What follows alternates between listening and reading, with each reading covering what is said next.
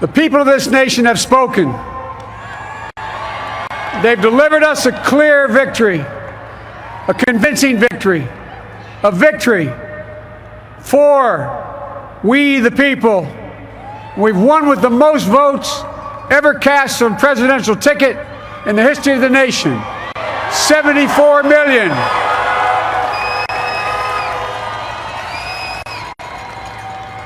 What I must admit has surprised me.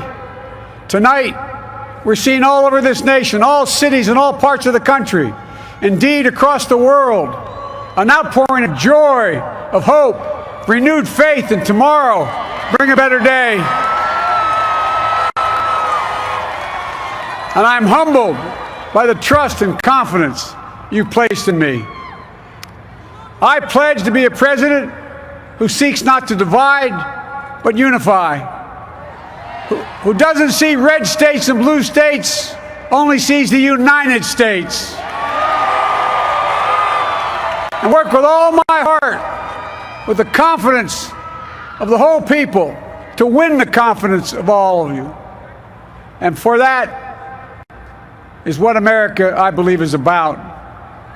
It's about people. And that's what our administration will be all about. I sought this office to restore the soul of America, to rebuild the backbone of this nation, the middle class, and to make America respected around the world again, and to unite us here at home. It's the honor of my lifetime that so many millions of Americans have voted for that vision. And now, the work of making that vision is real. It's a task, the task of our time. Folks, as I said many times before, I'm Jill's husband. And I would not be here without her love and tireless support of Jill and my son Hunter and Ashley, my daughter, and all our grandchildren and their spouses and all our family. They're my heart. Jill's a mom, a military mom, an educator.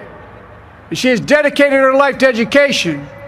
But teaching isn't just what she does, it's who she is. For American educators, this is a great day for y'all. You're going to have one of your own in the White House. And Jill's going to make a great First Lady. I'm so proud of her.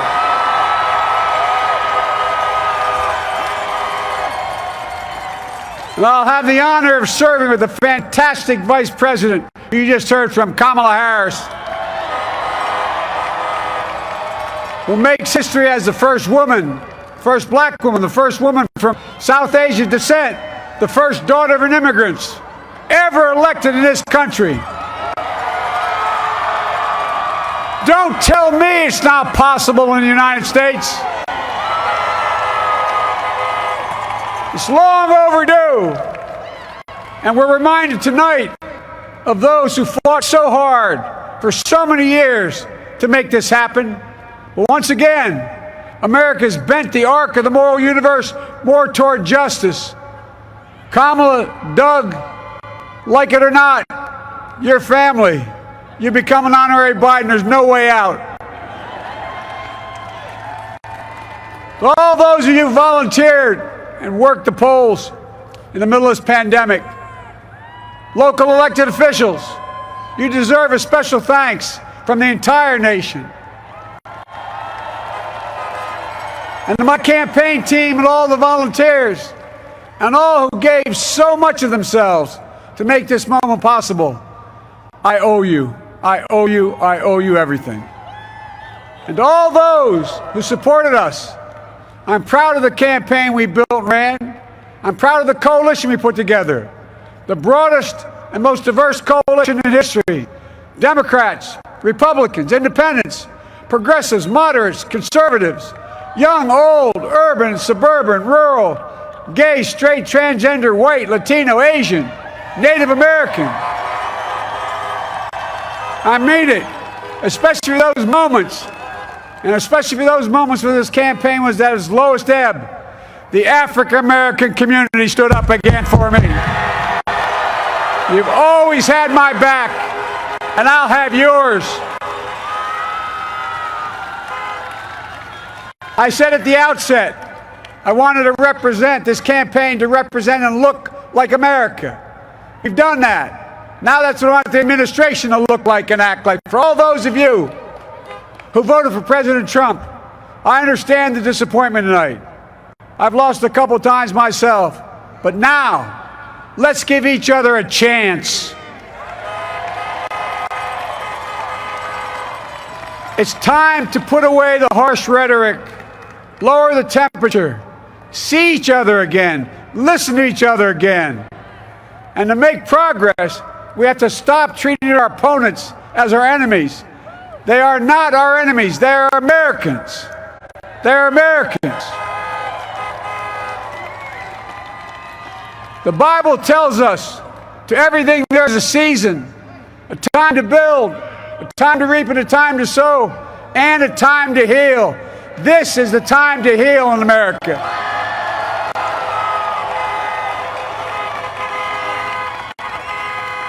Now this campaign is over. What is the will of the people? What is our mandate? I believe it's this. Americans have called upon us to marshal the forces of decency, the forces of fairness, to marshal the forces of science and the forces of hope in the great battles of our time. The battle to control the virus, the battle to build prosperity, the battle to secure your family's health care, the battle to achieve racial justice and root out systemic racism in this country. And the battle to save our planet by getting climate under control. The battle to restore decency, defend democracy, and give everybody in this country a fair shot. That's all they're asking for, a fair shot. Folks, our work begins with getting COVID under control.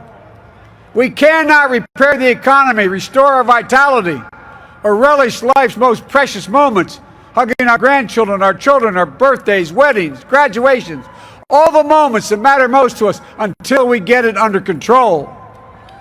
On Monday, I will name a group of leading scientists and experts as transition advisors to help take the Biden-Harris COVID plan and convert it into an action blueprint that will start on January the 20th, 2021. That plan will be built on bedrock science. It will be constructed out of compassion, empathy, and concern. I will spare no effort, none, or any commitment to turn around this pandemic. Folks, I'm a proud Democrat, but I will govern as an American president.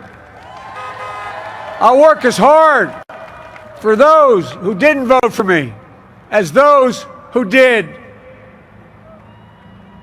Let this grim era of demonization in America begin to end here and now. The refusal of Democrats and Republicans to cooperate with one another, it's not some mysterious force beyond our control. It's a decision, a choice we make. And if we can decide not to cooperate, then we can decide to cooperate. And I believe that this is part of the mandate given to us from the American people. They want us to cooperate in their interest. And that's the choice I'll make. And I'll call on Congress, Democrats and Republicans alike, to make that choice with me. The American story is about slow yet steadily widening the opportunities in America. And make no mistake, too many dreams have been deferred for too long. We must make the promises of the country real for everybody, no matter their race, their ethnicity, their faith, their identity, or their disability. Folks, America has always been shaped by inflection points, by moments in time where we've made hard decisions about who we are and what we want to be. Lincoln in 1860, coming to save the Union. FDR in 1932, promising a beleaguered country a new deal. JFK in 1960, pledging a new frontier. And 12 years ago, when Barack Obama made history, he told us, yes, we can. Well, folks, we stand at an inflection point. We have an opportunity to defeat despair, to build a nation of prosperity and purpose. We can do it. I know we can. I've long talked about the battle for the soul of America. We must restore the soul of America. Our nation is shaped by the constant battle between our better angels and our darkest impulses. And what presidents say in this battle matters. It's time for our better angels to prevail. Tonight, the whole world is watching America. And I believe at our best, America is a beacon for the globe. We will lead not only by the example of our power, but by the power of our example. I've always believed, many of you heard me say it, I've always believed we can define America in one word: possibilities. That in America, everyone should be given an opportunity to go as far as their dreams and God-given ability will take them. You see, I believe in the possibilities of this country. We're always looking ahead to an America that's freer and more just, ahead to an America that creates jobs with dignity and respect, ahead of America that cures diseases like cancer and Alzheimer's, ahead to an America that never leaves anyone behind, ahead of America that never gives up, never gives in. This is a great nation. It's always been a bad bet to bet against America. We're good people. This is the United States of America, and there's never been anything we've been not able to do when we've done it together. Folks, in the last days of the campaign, I began thinking about a hymn that means a lot to me and my family, particularly my deceased son, Bo. It captures the faith that sustains me and which I believe sustains America. And I hope it can provide some comfort and solace to 230,000 Americans who've lost a loved one to this terrible virus this year. My heart goes out to each and every one of you. Hopefully this hymn gives you solace as well. And it goes like this: and he will raise you up on eagle's wings, bear you on the breath of dawn, and make you to shine like the sun, and hold you in the palm of his hand. And now together, on eagle's wings, we embark on the work that God and history have called upon us to do, with full hearts and steady hands, with faith in America and in each other, with love of country, a thirst for justice. Let us be the nation that we know we can be, a nation united, a nation strengthened, a nation healed. The United States of America, ladies and gentlemen, there's never been anything we've tried we've not been able to do. So remember, as our grandpapa used to say when I walked out of his home when I was a kid up in Scranton, he said, "Joey, keep the faith." And our grandmother, when she was alive, she yelled, "No, Joey, spread it. Spread the faith." God love you all. May God bless America, and may God protect our troops. Thank you, thank you, thank you.